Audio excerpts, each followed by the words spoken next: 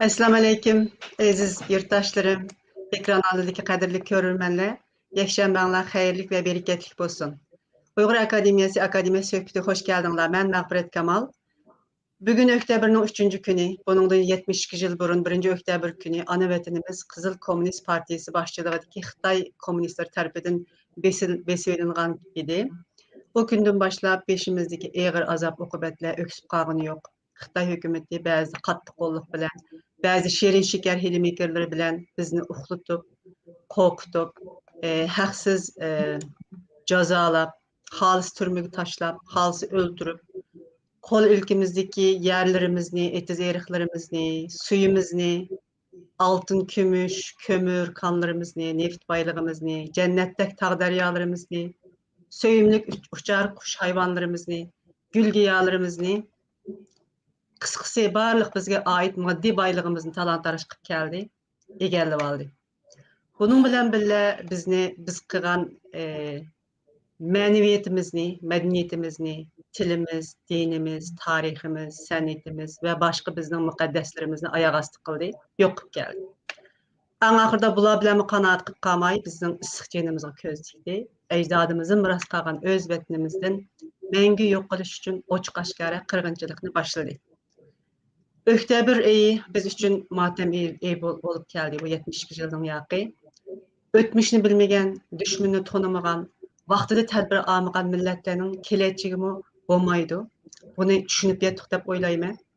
Muşu oy xiyallar bilan biz bugun bu programmamizni maxsus Xitoyning 72 yildan beri vatanimizdan elib berib qanliq siyosatiga va Uyg'urlarningki navbatdagi ahvoliga ajratdik.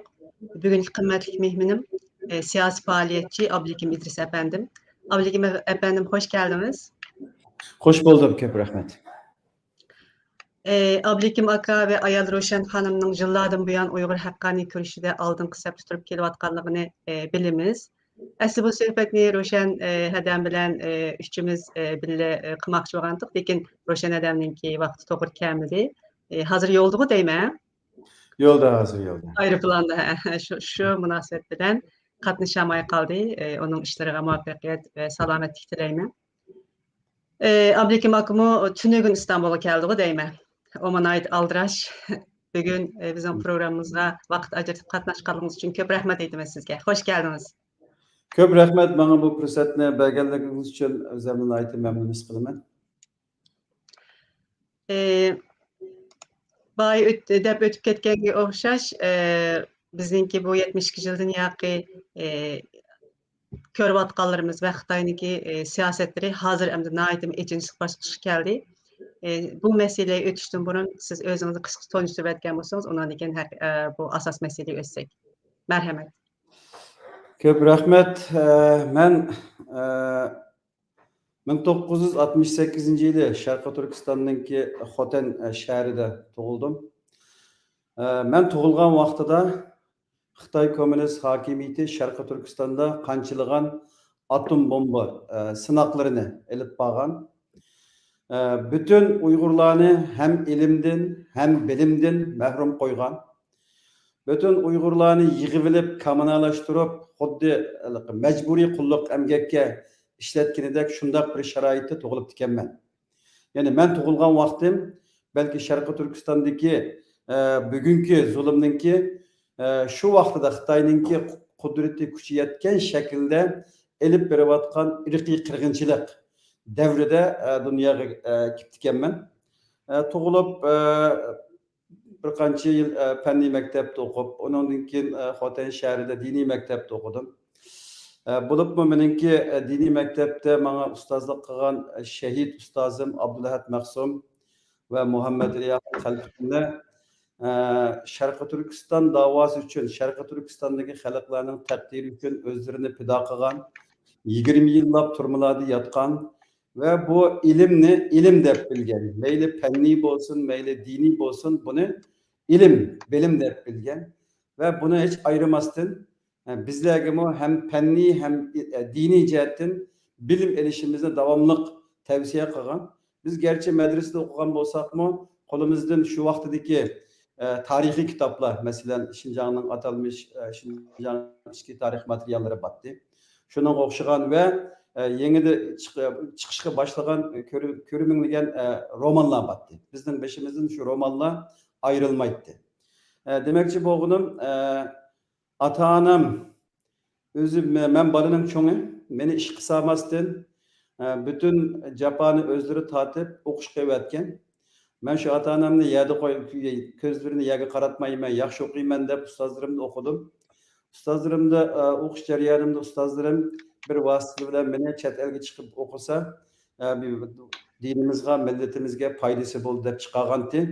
Shu kundan bu kunga qadar birinchi ata-onamning, ikkinchi ustozimning bu nimasini yerda qo'ymayman deb. Albatta, Cenab-ı Allah'ınki farz bo'lgan bu ibodatni hech bir qachon unutganim yo'q. Shu kundan bu kungacha dunyoning har bir joylarida faoliyat olib beryapman. Ta'lim tarbiyalimni chet elda Misr Azharda o'qidim 4 yil. Germaniyada 3,5 yil iqtisod sanoat kasbida o'qidim. 18-19 yilga yaqin Germaniyada yashaptiman. Hozir 10 yilga yaqin bo'ldi Amerikaning Washington atrofida yashayman. Köp rahmet. Sizni hem de keng cemaatçilik tonuydu kıvatkan işlerinizde.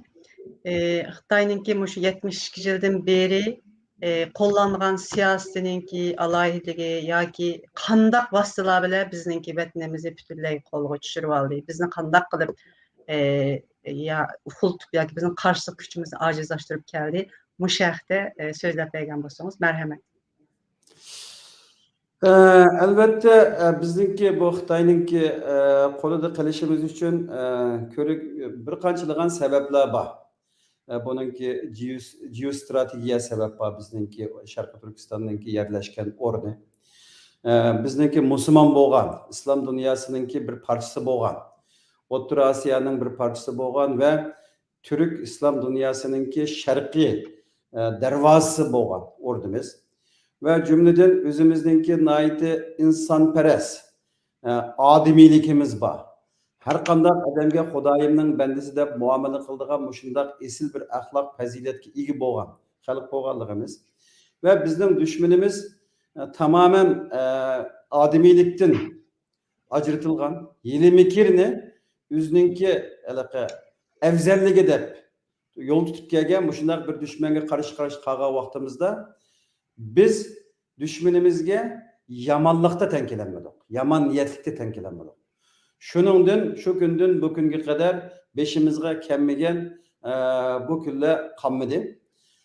Düşmanımız bizden miman dostluğumuzdan faydalandı. Düşmanımız bizden hayvanını, muhitni, her kandak nesini asraydıgan bir faziletlik bir halk ekanligimizdan faydalandı. Düşmanımız biz Uygurlar Şarkı Türkistan halkı bulupmu kadimki İpek yolunda merkezli boğanlığımız için biz nurgulluğun millet, nurgulluğun din, nurgulluğun sivilizasiyayla bilen tonuş boğan. Yani her kandak nesi bizge yat boğmagan, aşınlar bir millet boğaçka. Biz bu kagellerini düşman katarıda közü tutmasın, şahsi fikrim. Biz bulanı insani dep aldınıp kettik dep karayım. Mene 1949'dan itibaren bu komünist hakimiyeti bu bayatın dep ötep ketken hiligerlikке komünizmdek dinsizlik bir nerse katıldı. Ve bu kelip medeniyet inkılabıda balını atını balığa, kayrindaşqa birbiriga salıdığan bu insançılıktan mehrum bop çoğulgan bir yeni nesil Beijing'de hakimiyetini kulağa aldı. Şunun için bugün biz insaniyet tarihinde misli körülmegen bir kırgınçılıkka, bir yoktuşka maruz kılıvatımız. Allah'a şükür biz yine muşuna rağmen ayakta tutuvatlarımızda özem naite hursandimen bunu yine sözlerini inşallah tebrik ederiz. Diğiniz toğra biz yayla halkı bizim hem de ecdadımız.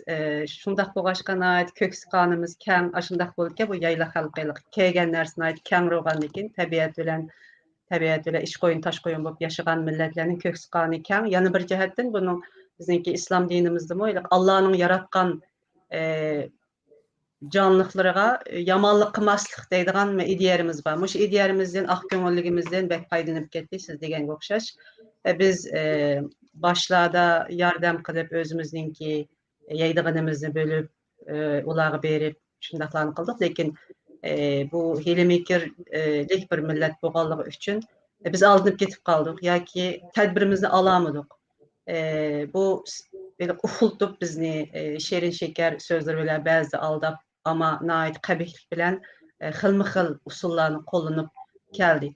Hamda Xitoy 49-yili kirgandan keyin bu kommunist partiyasi rahbarligida bu hozirgi hukumat kirgandan keyin boshdan tortibla bostirishga boshlagan.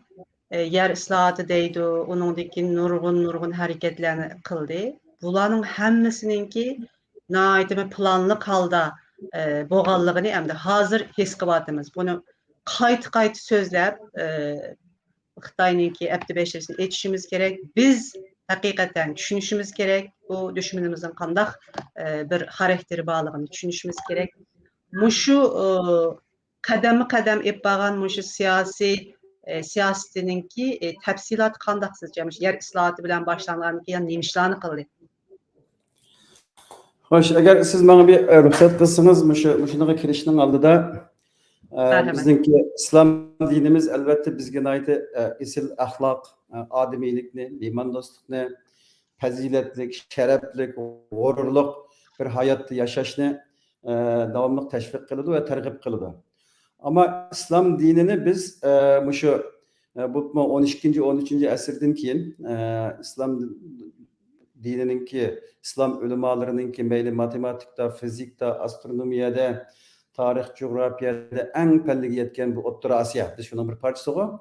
Bula vayron bo'lgandan keyin bu musulmonlar qanday bir nima bo'ldi deseniz, musulmonlarchilikni bu haqiqiy bilim, ma'rifatdan ayirib, bir faqat nima deymiz, salli saqal qo'ygan, salli yo'ygan, uzun kiyim kiygan, bu bir musulmon deganga bir shakl resimdek bir narsani chizildi. Bunun yaşaganlar Müslüman ama bo'lmaganlar bunun qatoriga salih musulmonlarning qatoriga kirmaydi degandek bir xato bir nima bo'ldi. Aslida bu dinimiz, muqaddas dinimiz İslam bizni davomli tafakkur qilishga, aqlimizni ishlatishga, o'qishga, bilim olishga, hamma narsaninki taktiga yetishga undaydigan bir din. Biz bu dinimizdan uzoq qolganligimiz uchun bu Xitoyninki nimalarga asan tushib ketib qoldik. Hem de sizden sualınızı kelsak, Xitoy komünist hakimiyeti 1949 yılı Şarkı Türkistan'ı Rusiyanın yardımı bilen mundaq degan vaqtida Altın Taxtning ustida qo'lga olgandan keyin birinchi qilgan ishi Xitoylarninki mushu Uyg'urlarni, Sharqiy Turkistonliklarni puldan mahrum qilish bo'ldi. Bozorni kontrol qilish bo'ldi. Hünərvərlərinki, zavutu bağlarınki ulağı ev aldı. Ticaretçilerini, pomüçük demdik, bularını yok etti. Ve aynı şekilde yer ilgilerini yok etti. Mal mülükleri boğulgan her kandak adamınki hemen misini yok etti. Okşaşlar bilim ehligime hücum kıldı. Romandan devrinde üniversitelerde okutuvchilik qilgan, maktablarda okutuvchilik qilganlarning hammani yerlik millatchi, o'ngchi, eksinqilobchi, solchi degan bahonalar bilan, ya'ni Xitoy hokimiyatining uzluksiz qilib kelgan nimasi Uyg'urlarni, Sharqiy Turkistonliklarni bilimsiz, pulsiz qo'yish bo'ldi. Ya'ni bilim bo'lmasa, bularning ko'zi bir narsani ko'rmasa, pulu bo'lmasa, bularning qo'sqi och qolsa, ati nima bo'lishini o'ylayolmasa, ya'ni buningga Uyg'ur xalqiga bir tafakkur qilish, atini o'ylash, uning tadbirini olish fursatini bermasligi uchun bu narsada uzluksiz yapadi. 54-yili boshlangan aldığı saklab ilgirlash harakati bo'lsin, undan keyin madaniyat inqilobidagi davrlarda bo'lsin, butun qarasak mana Sharqiy Turkistondagi vaqflarni yo'qotdi, madrasalarni yo'qotdi. Kitaplarning, Qur'oni Karim emas, har qanday kitaplarning hammasini buni yo'qotdi va kitob bilan mashg'ul bo'lgan, ilm ahli bo'lgan, jamoatni gapga kirgizalaydigan yoki jamoatninki bundaq e'tibori hurmatiga erishgan har bir kishilarni yo'qotdi. Shuning bilan bizni nima deymiz, boshsiz bir to'plamga aylantirdi. Yana bu nimada 1979dan kelgan vaqtimizda Sharqi Turkistonda masalan 1949-yili Xitoy besib olgan vaqtida 30 mingga yaqin masjid bor ekan. Endi masjid deganimiz shu vaqtida Qur'oni Karimninki bir din darsi beradigan yoki dars beradigan, bir ibodat qiladigan bir o'rin. Bu o'rindan 49da 30 mingga yaqin bor ekan. 1979dan oxirlariga kelgan vaqtida 2900'ga yaqin qolgan. Qoldilarning hammasini vayron qilgan. Ya'ni bu Xitoyninki bu dinni hujum qilishimiz bu burunqi narsa emas. Bu o'tmishdimi birib kelgan. Ve mayli dinde o'qigan olimlar bo'lsin, fanda o'qigan olimlar bo'lsin yoki shu vaqtida O'rta Osiyoga, Toshkentga berib o'qib kelganlar bor. Ular bo'lsin, bularning hammasini bir bahane sebep bilan tutib cemaatning o'tirisidan elib bizni bilimsiz qo'ydi. Ya'ni 30 necha yil Sharqi Turkistonning chegarasini taqab, birisi kirmaydigan, birisi chiqmaydigan holatda bizni bilimsiz, jahil qo'yib Xitoylashtirman. Bu haqni men bu zaminni tamamen qulamga elib, ishg'ol qilib, o'zimning qilishim uchun bu zaminning egisi bo'lgan Uyg'ur, Qozoq, Qirg'izlarni tamamen yo'qotishim kerak degan bu niyat sistemlik holda appadi. O vaqtdagi kuchi shunchalikdi. Xo'sh. Endi siz deganga o'xshash bir millat agar iqtisoddan ayrilib qolsa, ma'rifdan ayrilib qolsa, madaniyatdan ayrilib qolsa, yo'q bo'ladi degan gap. Mushu 3 nayta muhim narsani Xitoy bizdan tamamen kirgan birinchi kundan e'tiboran planliq bir şekilde qo'limizdan oldi. Onun üstüge yer degan canken o bir millet için. Yer, toprak degan gap, zemin degan bir canken. Şu yerlerimizni mi tatib aldı asta. Bunu endi o'zaro masalan boy pomishlar kambag'allarni ezdi degan o'xshash nimalar bilan fikrlar bilan bir-birimizga qarshi chiqag'izib o'zimiz boy pomishlarimizni tanqid qildik, pepan qildik. Aslında har xil har yangi kurashlar hech qachon Uyg'ur xalqiga o'tirib tafakkur qilish fursati bermabdi. Shunchalik nurg'un harakatlar bor bu bizning vatanda olib borgan. Onun lekin siyosiy o'rganishlar, og'ir darajada elib berilgan siyosiy o'rganish degan insonlarningki shaxsiy hayotini fikr qilish, o'zi bilan o'zi yolg'iz qilish fursatidan butunlay mahrum qilib siyosiy o'rganishlar yig'ib olgan. Bu hamda mingini juyish nemisi bunun aiti og'ir darajada olib bordi va eng muhimi iqtisod, ma'rif va madaniyatimizdan ayirib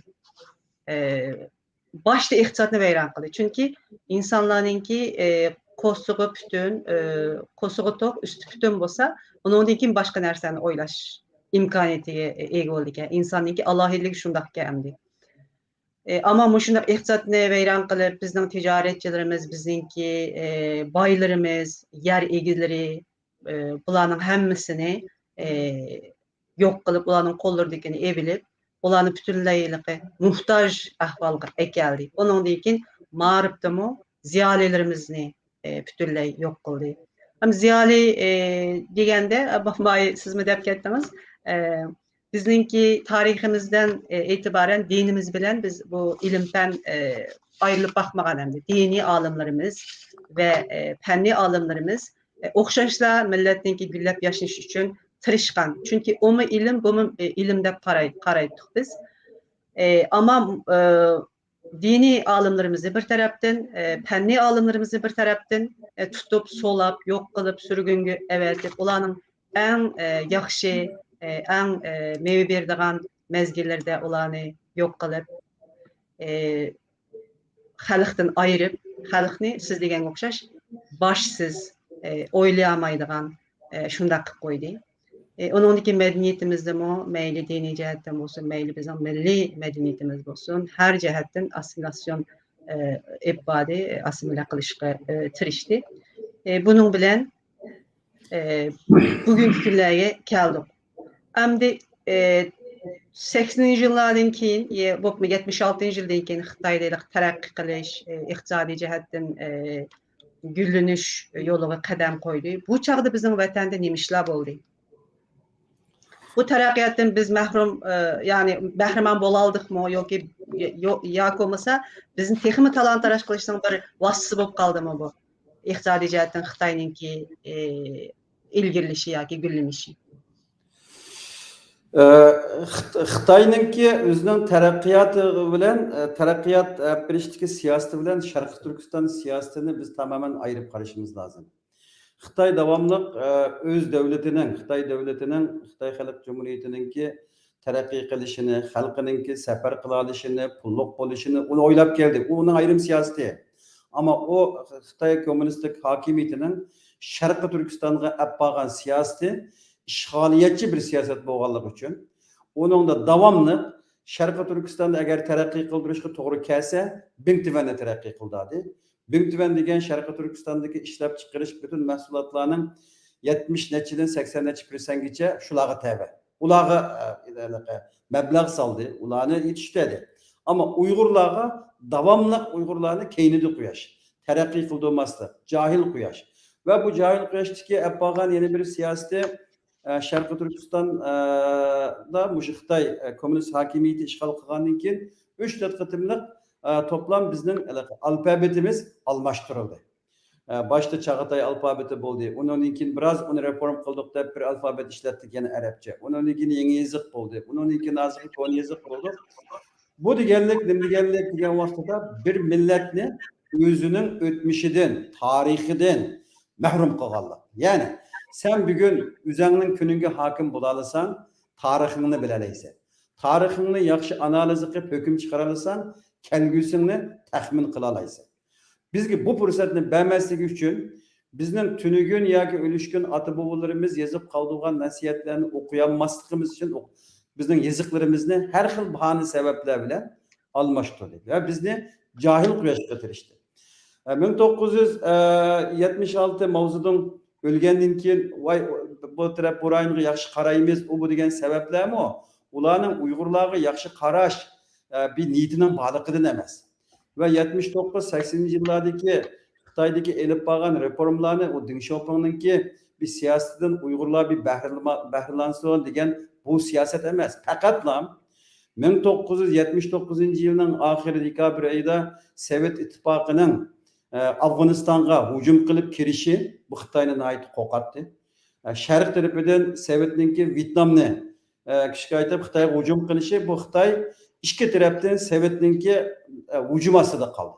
Qalğanlyk üçün bu Deng Xiaoping şu vaqtda öz vaqtida Kissinger başlatgan Nixon Mao'nun görüşmeleri ve onun keyin Carter'ninki terakki kıldırgan Xitay siyasetinden bundan faydalanıp Amerikaga biz sizin taraftarı, biz sizin nimde sanlı şunu kılımız, sizinki Sovet İttifaqı karşı biz sizlerin yanlarında sep alımız dep Amerikaga özüne Amerika'nın koynuğa özüne attı Deng Xiaoping. Atkan vaqtida bu Afganistan'daki uruş bir taraftan Müslüman mücahitler uruşkan bolsa, onunla kelgen pul Saudi Arabistan yoki Pakistan arkalık bolgan bolsa, Amerika arkalık ama köp kurallar Xitaydan evatildi. Şu vaqtlarda ben 80-nji yıl, 80-nji yıllar obdan esimde bar, Xotende okuvatkan vaqtimda Xotende işek qamıgan.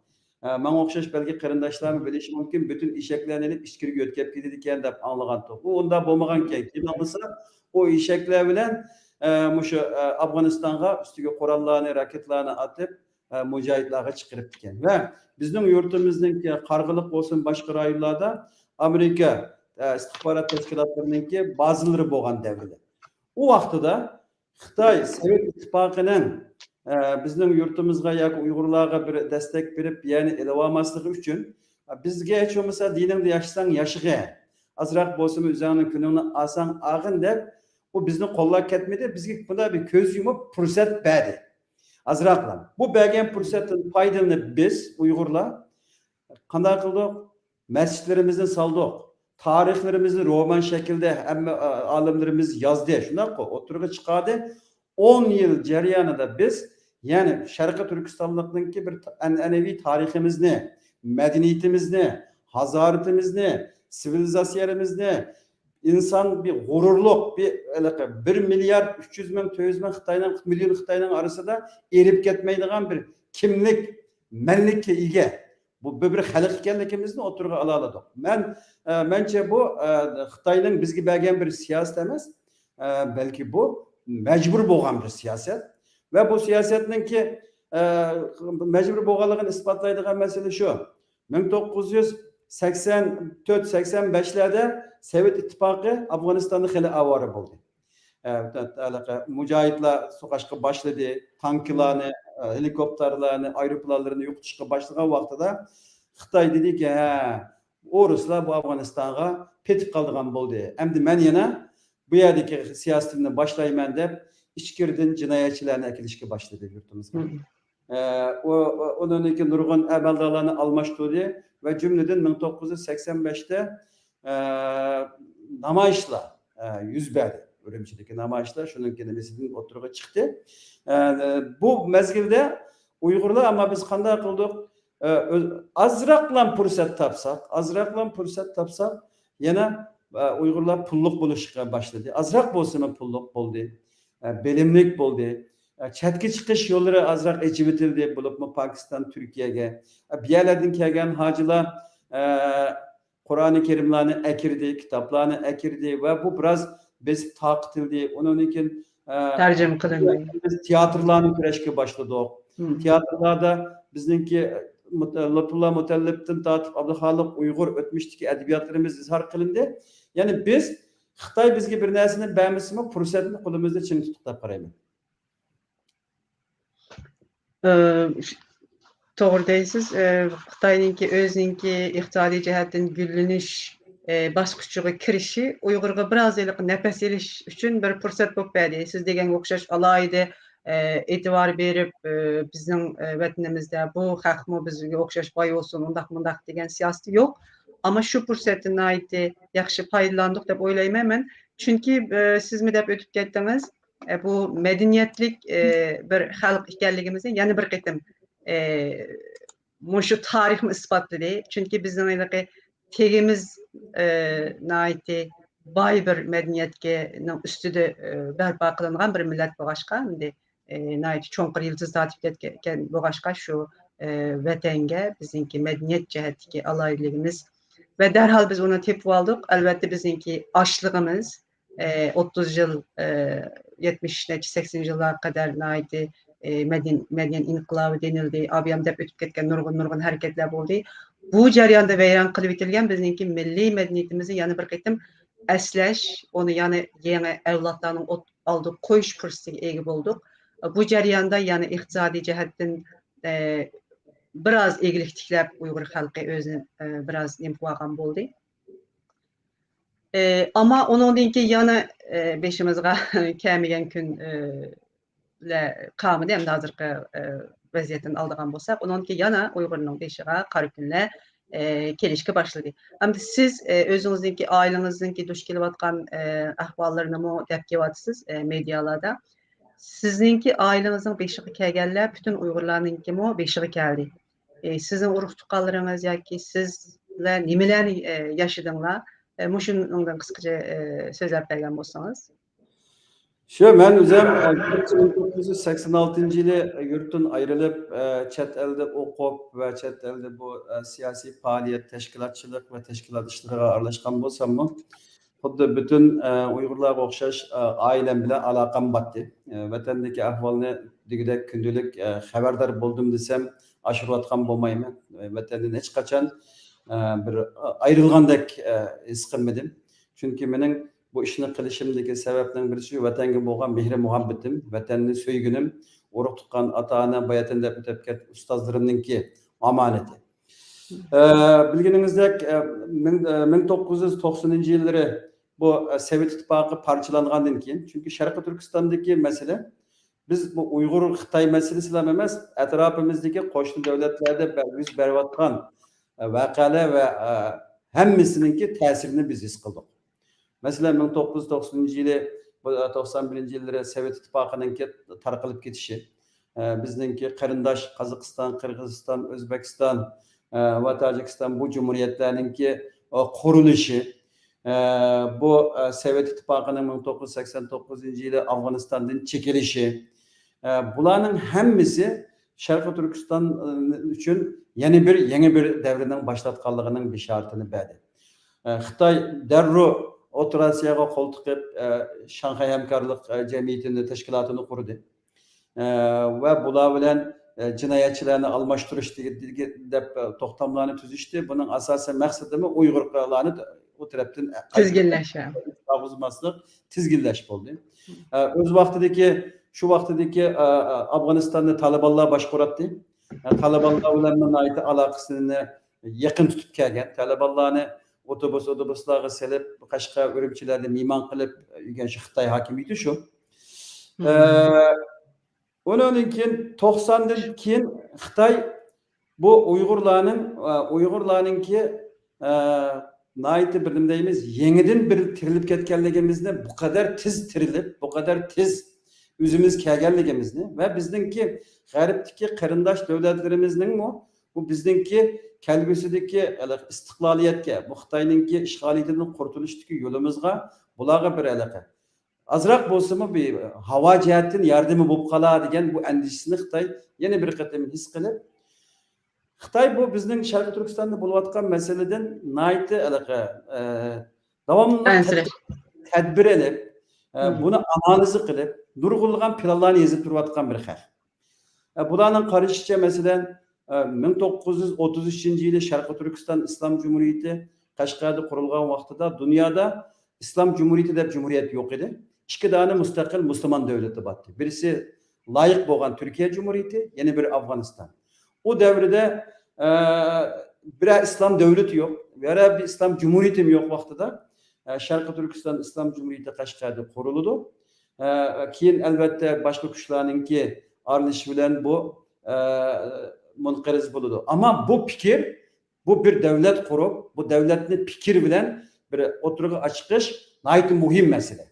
Yani bu Uygurların bu açık kalışı, bu devlet kurup, cumhuriyet kurup, bundak bir yeni fikir bilen oturuğa çıkalışımız Xitayning nayet endişegi sağın.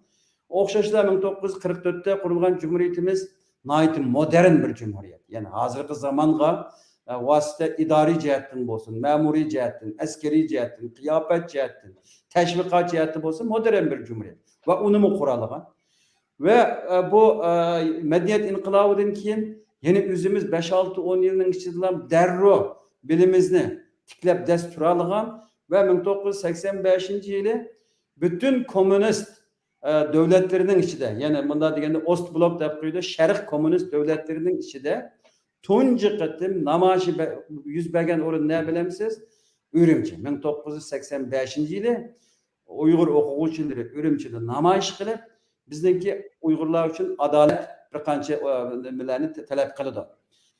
Onunki mesela o namayish qatnashgan nurg'un qarindoshlar bor. Uning birisi mening ayolim Rushan Abbas, Mehmet To'xta qarindishimiz Kanadadan va bir qancha Nur Muhammad Musa, Xaylil degan qarindoshlarimiz Amerikadan va boshqa nurg'un qarindoshlar hozir chet elda turibdi.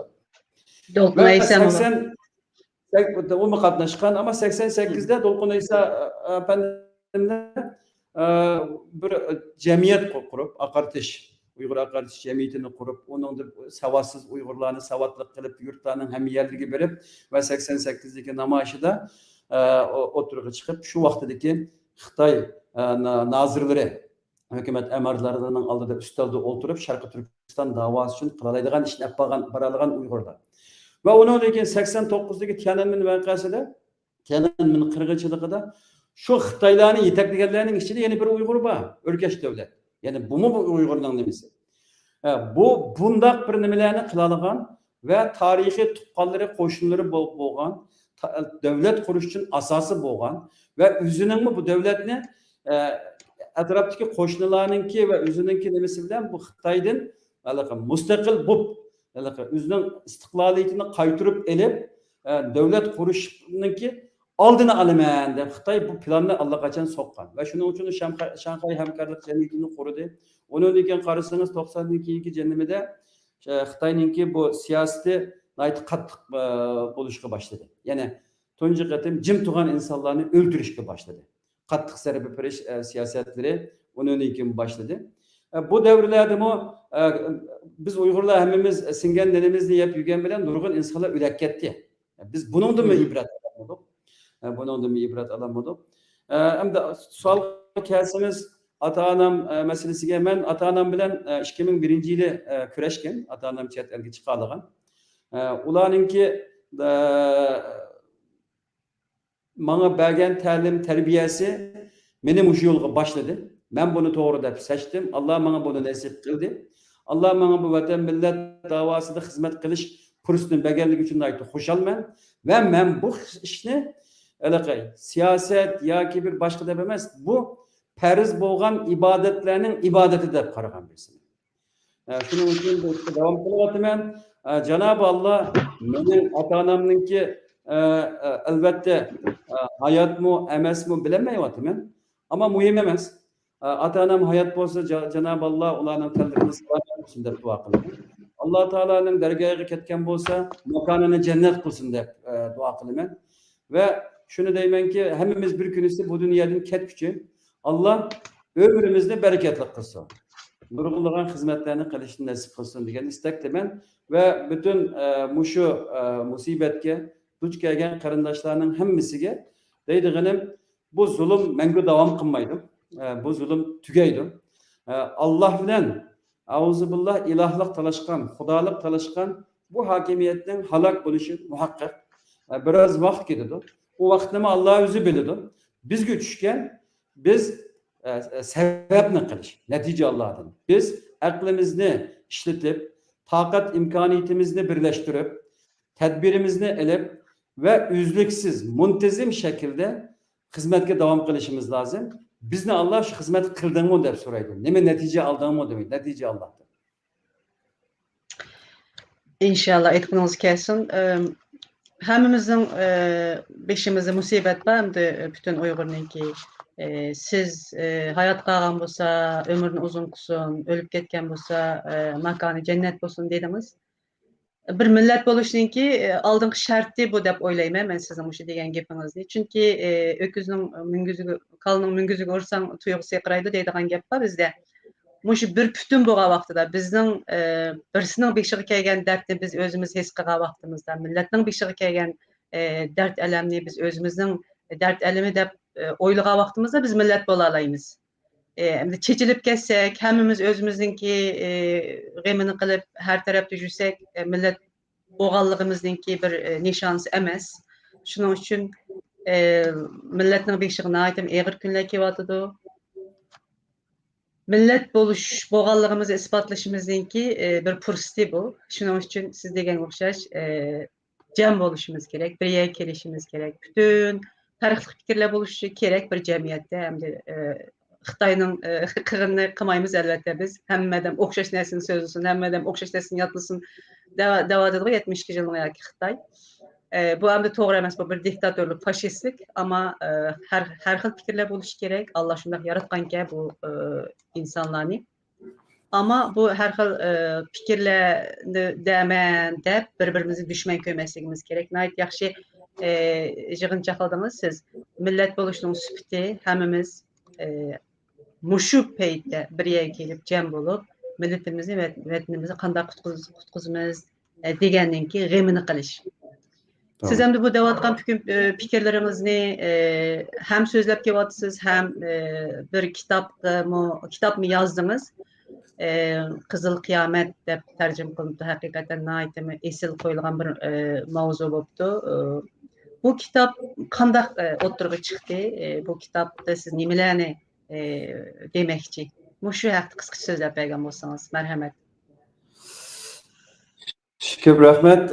Bilganingizdek biz Uyg'ur xalqi bo'lish sifatimiz bilan mayli chet eldagi diasporadagi barliq Uyg'ur tashkilotlari, Uyg'ur olimlari, Uyg'ur ziyolilari bo'lsin.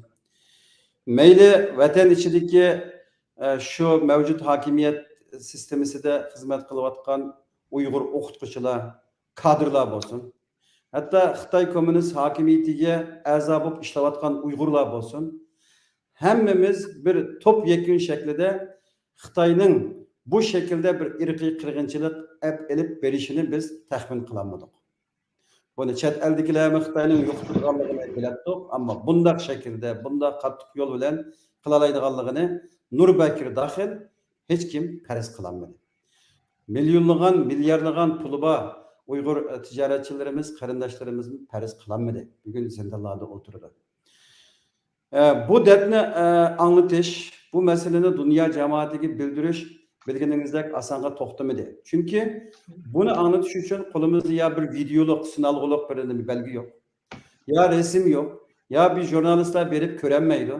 Ya toplum etib bir cesetler yok. Ya gazlı kuyup köydagen o o'rinlar yok. Biz hech kim ko'zlamaganligimiz uchun. Chunki bu Xitoy komünist hakimiyeti Nazi Germanlardan farqli holda bütün delil ispatlarını yo'qotib bizni irqiy qirg'inchilik yo'qotyapti ve bizni o'ldirib turib men bularni yashityapman deyapti. Bu şekilde yolg'on so'zlar bunda bir irqiy qirg'inchilikka maruz qaldik. Bunu dunyoga anlatish bak tasga to'xtadi. Bo'libmi g'arb davlatlariga anlatish bak tas to'xtadi. Bu 2016-2017'de bu qattiq shaklda davom qilgan bo'lsa, bu tutib lagerga sulashlar ta 2012'den tartib başlagan ama egir nimesi şiddetlik devri 2016-2017 bo'ldi. 2018'den ahire kadar bütün gariplerden ait az haberler çıktı. Anlatamadım. Biz Bamaga yela qamidi, qılmagan namayışlar qamidi bilginingizde Dünya Uyghur Kurultayı buluş süpütümüz bilen Brüksel'de, Ceneva'da, Washington'da neçe bin kişilik namayışlarını kıldık, yığınlarını uğurlaştırdık, ışıklarına kalktık, hükümet arbapları, senatör, u bulun hemmisi gidisek, ulanın başı degen gibi ya bu muşu esirde bu şundak iş bulamdı, bunçulamı aşırıvatmanlar silah depço, şundak degen gepler oldu. Keyin ulama biraz risk kıldı, muşu ceryanıda nurgulluğun devletlerine berişik doğru geldi. Berip karaga vaktimde dedim ki Uygurlar hakkında yazılgan, Uygur meselesini anlatılan İngiliz sitede çıkan bir 10-15 tane hem de benim göz karşımda. Kitap bakın. Bu kitabın kimi köpüncüsününki, asası diğerler o vaktada birer Uygur'unki kitabı yok onun içinde. Şununla ben oyladım, bu yazılgan kitaplarının emmesi yaxşı yazılıptı ama Uygur noktayı nazardan emas. Ve bulanın kullanılan ağan menbelerinin hemmesi Xitay menbeleri. Xitayning deganlarini hep durup yazgan. Şunu olan dedim ki eğer dünyada bir parlament, bir hükümet yoki bir o'rinlar Uygur hakkında bir karar berishga to'g'ri kelib qolsa, Uygurlar nima deydi bu masalaga degan vaqtida bir kitap şekilde aldığı bir narsa chiqsin.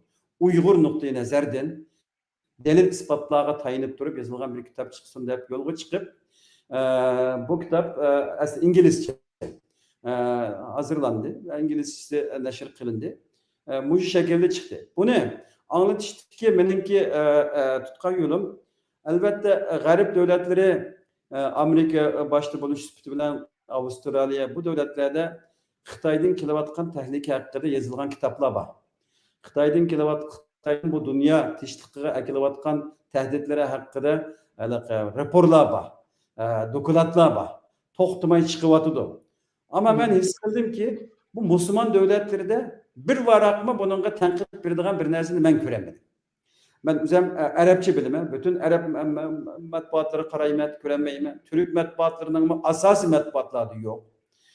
Ama Germanca bilimi, German nemesi de mi yok? Undaq olsa Uygur nuqtai nazardan bu meselenin bir oturup qaş to'g'ri ekan deb bu yo'lga chiqib yozildi. Bunun da ki asasi mazmun biz Uygurlar bu Xitay hakimiyetinin ve Xitaylarının qanday qilib başka bir devletini besib olishini biz bilamiz. Çünkü ular bizning devletimizni besib olgan, bizni ishg'ol qilib olgan ve biz de o'zining biladigan, qo'lidan keladigan bütün hilm-fikirlarini ayamasdan ishlatgan bir xalq, bir hakimiyet bu. Biz bunu bilamiz. Bunu yo'lga chiqarib turib tariximizdan tortib ve Xitoyning tarixidan ve Xitoyning Sharqiy Turkistonda elib borayotgan meyli atom irqiy qirg'inchiligi bo'lsin, ta'lim tarbiya irqiy qirg'inchiligi bo'lsin, hozirgi irqiy qirg'inchiligi bo'lsin, moliy iqtisod irqiy qirg'inchiligi bo'lsin, muhitni buzish ishlari bo'lsin, bularning hammasini misol qilib turib, delil isbotlar bilan kelib turib, bu Xitoyninki masalan hozir bir yo'l bir balbaq degan bu projesi aslida Bing tumanninki xalqaralashgan bir qismi bu. Başka devletlerini beslemekte yaparılan bir siyaset de bunundan O'rta Asya ve bütün İslam devletlerine bir qarab chiqib Xitoyning bu yerdagi hokimiyatlarini, bu yerdagi insonlarni qanday setib olganligini, mediani qanday setib olganligini va oxirida shu xulosaga keldimki, bu musulmon devletlerdagi xalqning 90% bilmaydi. Xalq bilmaydi 99%. 90 desem bo'lmaydi, 90% xalqi bilmaydi. 10% bilgenlerimi amali yok şekilde buluyordu. Şunun için bir taraftan özümüzdeki dert dermanlarımız, mücadelemizden küreş kılsak mı? Yeni bir taraftan bu Müslüman Türk İslam dünyasındaki karındaşlarını bu Xitay'dan kilovatkan tehditin agalandırışını üzemli bir vazife edip kardı. Bunun yoluna çıkıp bütün devletlerinin hemmesiyle özlerinin aldığı delil ispat taşlar biriktir. Sen karıgın. Sen Uygur'a ilgi çıkıştın burun aval üzengi bir ilgi çıkkın. Xitay seninki okuyduğunun ne, körüdüğünün ne, anlaydığının ne, kiydiğinin ne, yeydiğinin ne, hemmeni kontrol kılırlardı. Bu Müslüman devletlerindeki Xitay'ninki nemesi tesiri biz özümüz peres kılgandın eğer bugün bilginimizdeki ötkende Angliya Uygur sotkunu gelsin bulup ütüldü. Aşağıda Nurgulluğan bizninki Uygur Kazak ayallarımız çıkıp cesaret bilen Xitayga karşı özününki guvalıqını bireledi. Ama nurgun devletler çıkıp ay Xitay ma bizninki insan hakları ya ki ma minimizge doğru kelmeydi ya ki biz ma dinimizge qarindaş etiqadımızga doğru kelmeydi ya ki Xitay ma Kur'an-ı Kerim bu Uygurlar bilen nazil kılgan kitap emas, o bizden mukaddes kitap emas, onu köyden sen bo'lmaydi degan gapni anlamadık. Ya ki Xitay ma mescid Allah'ın üye, sen bunu qanday qilib barlarga, cinayet orunlarga almashtırırsa degan nimani ko'madi. Shuning uchun bularni bir agarlantirib, o'zlari qarasin, o'zlarining atrofidagi bir ko'rsin degan maqsadda qo'lga oldim. Allohga inshaalloh umid qilaman bir neticesi bular, bir paydası bular az bo'lsa-mu, bir başkalarının bir ko'zini ochib, ularning texmi tadqiq qilib, texmi bu narsani kengaytirib bir tadbir elishiga vesile bular degan niyatda bulundum. Elbette yeziş gerek, bildiriş gerek. Yani kalem kürüşü degen aitim o ulug' kurashlarning birisi hamda kalem kürüşü. Naydi delil ispatlar bilen bunu yezipsiz. Elbette bence texmi köp kişiler bu İngilizce yazıldı hazır ama Türkçe tercüme kılındı. Belki Arapçaga tercüme kılınış gerek dep oylayım hemen. Siz kanak oylaşıyorsunuz belki Arapçası mı çıkış gerekti. İnşallah.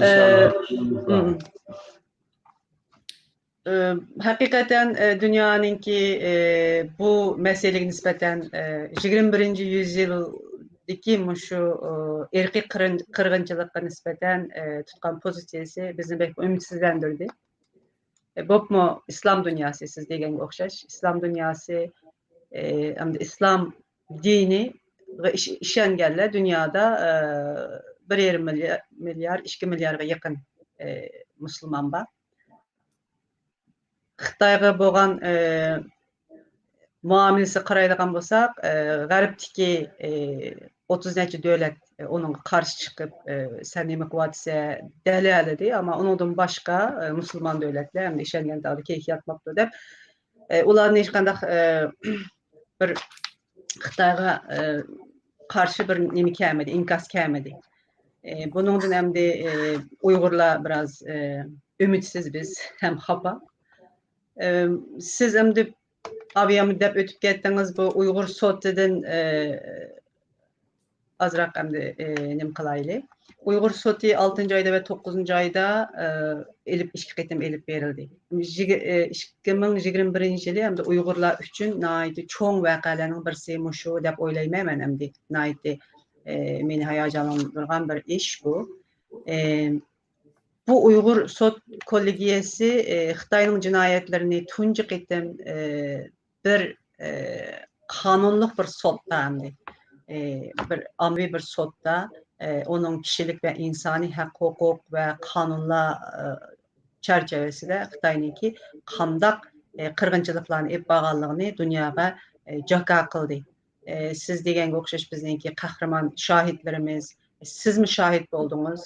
Birinci sotda Roşen hadam şahit bolğandy. İkincisi de siz hem de ailecimi sizler töhf qoşdunlar bu sotqa dep oylayman. Muşu sotninki Uygur Milli Kürsüde qandaq ähmiyeti bar? Bu sotninki bäzileri hiç närsege täsir qılmasligi mümkin degendek pikirlermi barmy? Siz qandaq qaraýsyz? Yana sizden yana bir aldığınki temaga bir ruhsatınız bilen bir cümle qaytarishni xalayman. Albatta, to'liqlasangiz bo'ldi. Müslüman devletlerinden, Müslüman halklarından biz Uygurlar xapada. Elbette bizninki xafa bo'lish haqqimiz bor. Bir Müslümanning ustida haqqi bor. Bizden xafa bo'lish haqqimiz bor. Agar biz ularga derdimizni bildira olsak, xafa bo'lish haqqimiz bor. Agar ular Uygurlarning masalasini bilib turib ish qilmasa, vaqtida xafa bo'lsak bo'ladi. Agar bilmagan bo'lsa, bildirish boshda bizning vazifamiz. Biz ko'pincha islom davlatlariga bu masalani to'liq tushundira olmayapmiz, chunki yerdagi imkoniyatda bizga ruxsat qilmayapti. Xitoyninki mediaga solgan monopol uchun solgan mablag' az emas. Yiliga 10 milyar dollar mablag' solib, butun dunyodagi jumladan islom davlatlaridagi medialarni qattiq kontrol ostiga ilg'lar. Buni bo'sab kirish bizga qiyin kelyapti. Ammo her narsaning bir çaresi bo'lganiga o'xshash, bu davlatlarga kirishninki bir choralarimi demokratik ve erkin davlat yashayotgan musulmonlar. Mayli Amerikada yashayotgan musulmonlar bo'lsin, Kanada, Avstraliya, Yevropa, bo'libmi Angliya bilan Fransiyada yashayotgan musulmonlar orqali biz nurg'unlagan davlatlarga kira olamiz. Angliyada desak, masalan, Angliyada 5-6 milyon musulmon bor. Bularning ko'p qismi uzundan beri yerda yashab kelgan 2-3 nesil. O aşağı toğulgan, telini bilediğen, etiqadı güçlü, şundak Müslümanlar var. Ularının İslam teşkilatları var, cemiyetleri var, medyaları var, televizyon, her xil narsaları var. Bular bilen biz Dünya Uygur Kurultayı yakından beri zic alakını oralaştırıvatımız. Bular arkalı Şarkı Türkistan'da boğan meselelerini desek, biz köpünce İslam dünyasındaki cemaatlerine ulaşalayız. Okşaşlam, Fransa'daki Müslümanlar arkalı Şimali Afrika'daki Algeriya bo'lsin, Marrakesh bo'lsin, Tunis, Libya bu taraftaki devletlerge baralaymiz. Hazır bu işler Dünya Uygur Kurultayı bununla qaysi tarafdan teşvik yaparımız deb tadqiq qilib appagan bilan hali önümünü ko'rsatyapti inşallah. Bu bo'ladi. Şuna men gapni uzatmay Uygur qarindoshlarimizningki sal qaramaydigan musulmonlarning qo'lidan hech nima kelmaydi degan bu ko'z qarashga men shaxsan qarshi. Hazır Müslümanlar ötken 2 asır içinde demdik.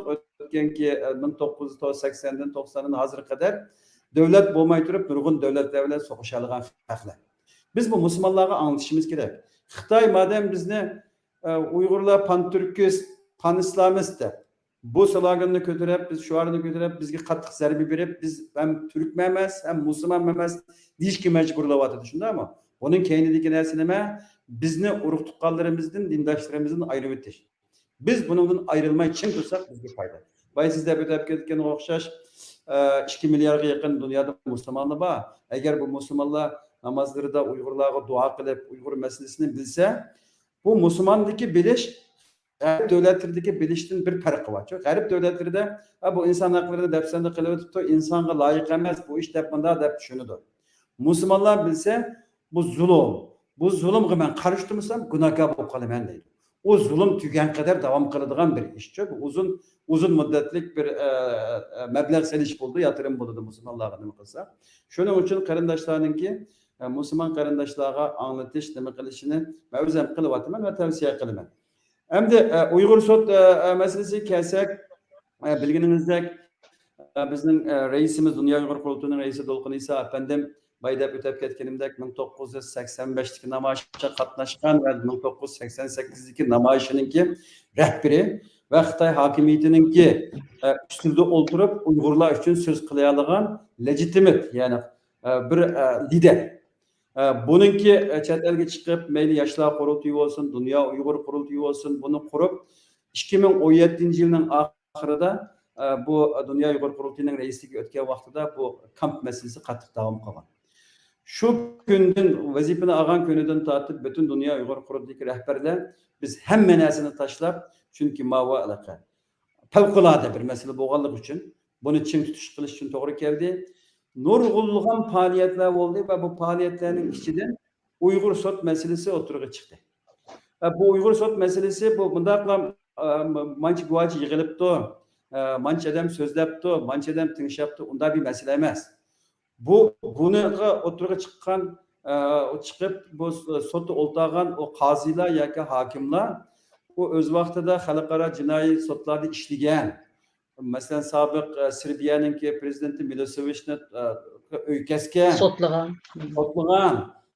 Mushundaq qiliq qazilar.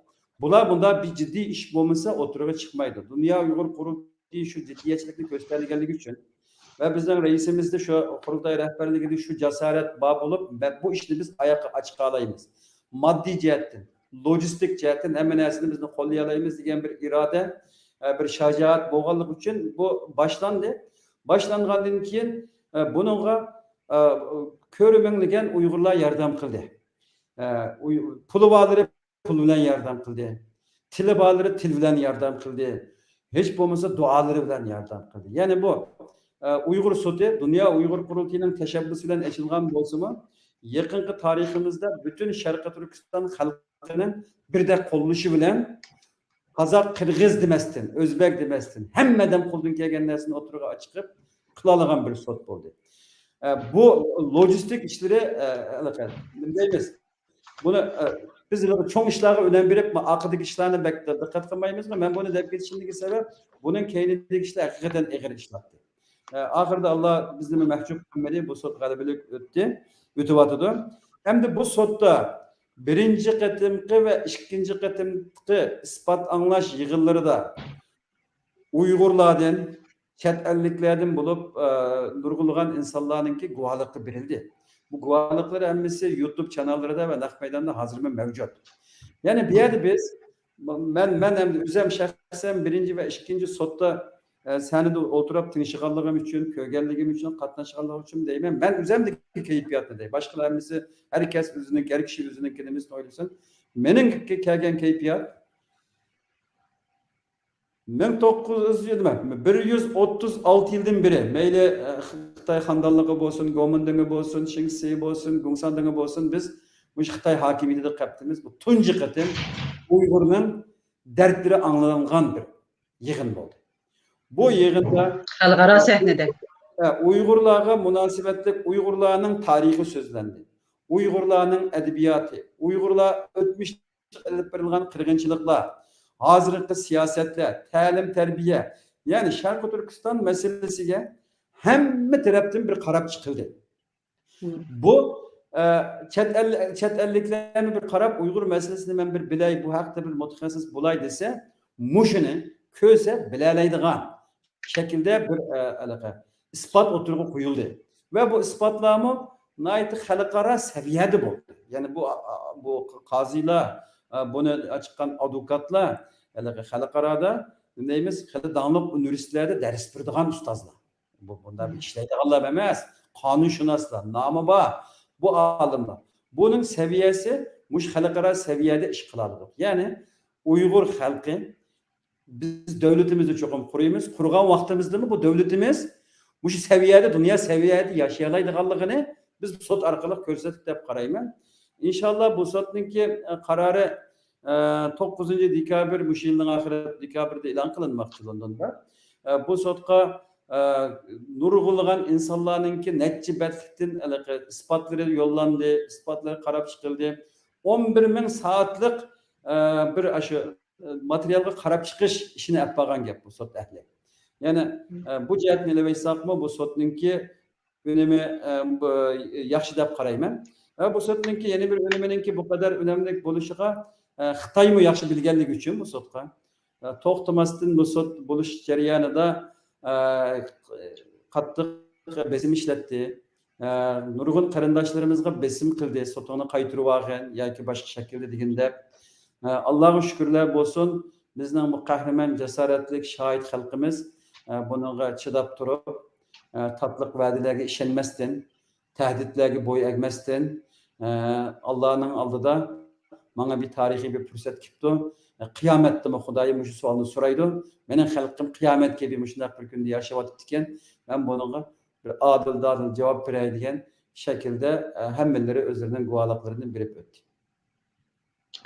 Ben sizge okşaş oylayma. Bu Uygur fakat Xitayninki zulmunu da oturup koymadı. Uygur halkının qandaq bir millet ekanligini, ularning tarihi, medeniyeti, bularning hemmisini oturup koyulgan nayet muhim bir xalqaralıq bir nim bol. Xalqaralıq sahnede Uygurnu bundaq oturup koyalaş bizge okşaş vatansiz bir millet üçün hakikaten asan emas.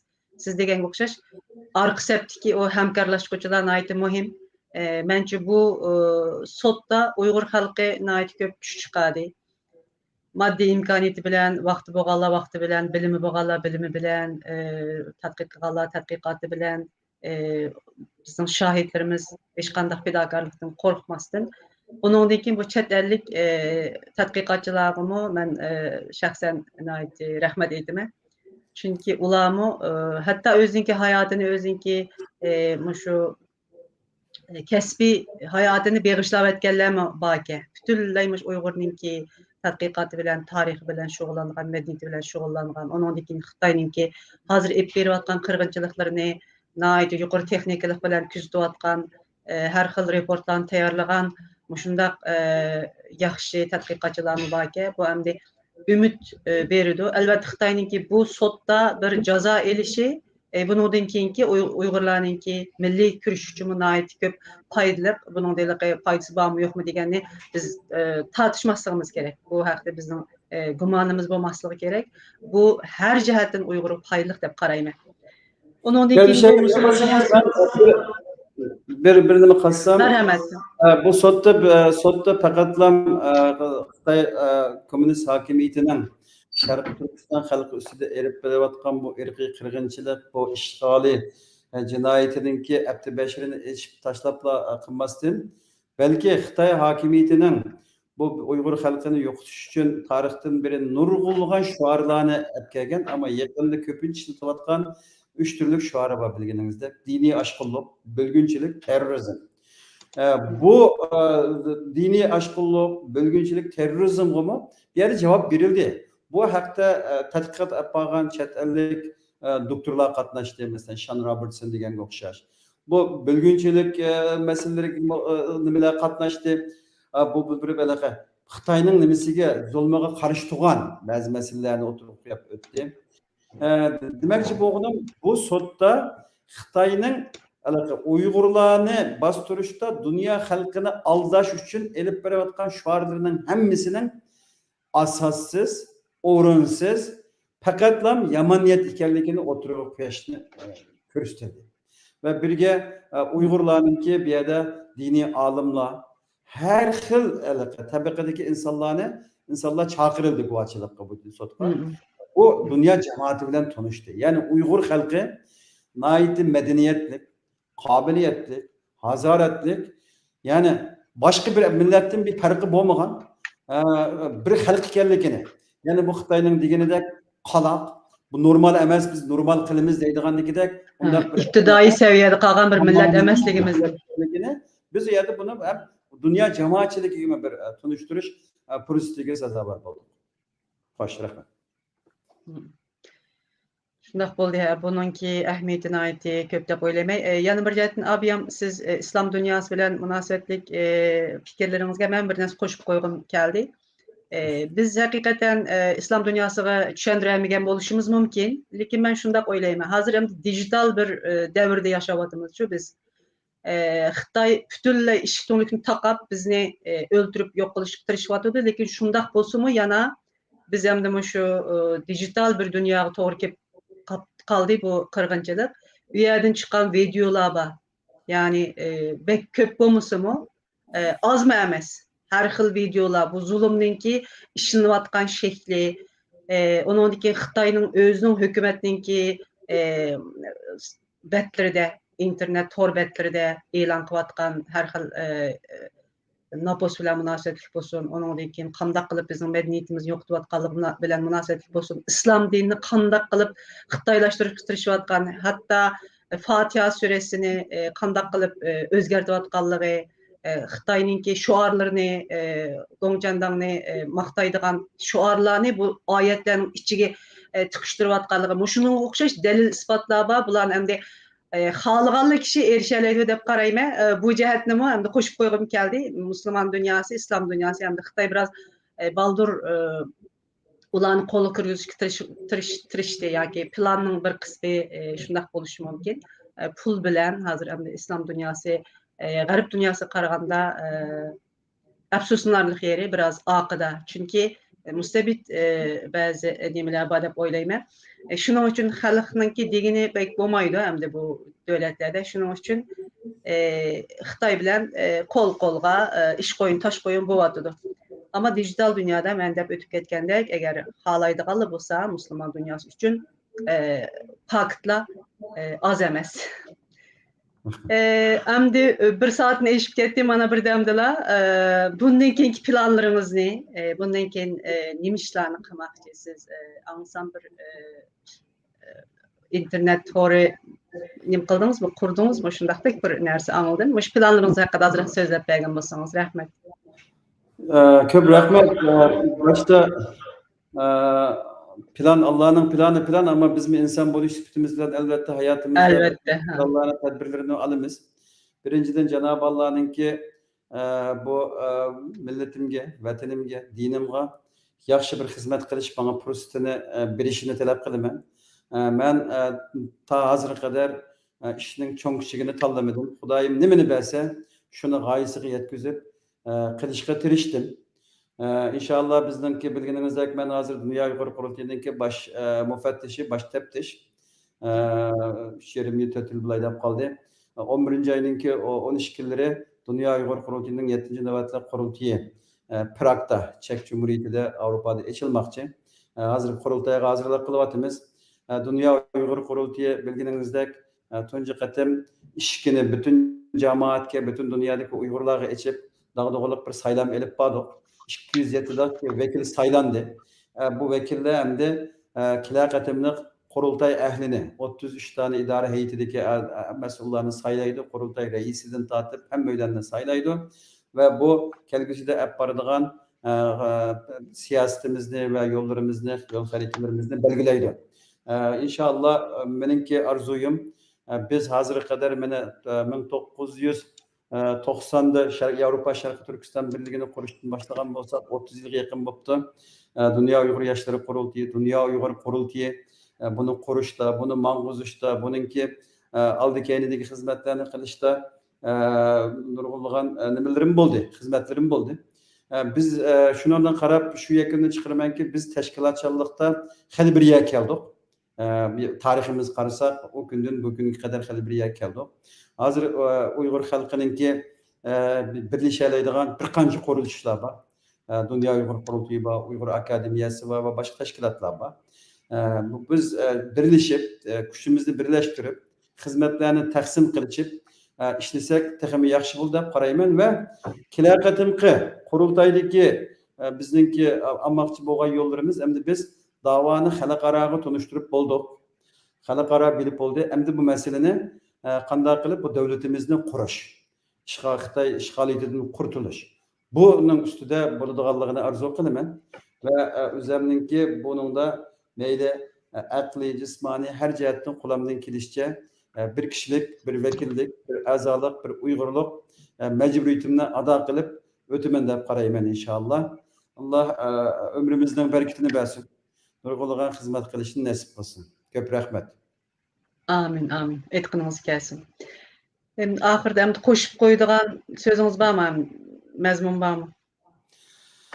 Qo'shib qo'yadigan men shaxsan o'zimninki men boshqalarga bir aql beroladigan, boshqalarga ani qilmani qilib deydigan yerimi ko'rmayman o'zimni.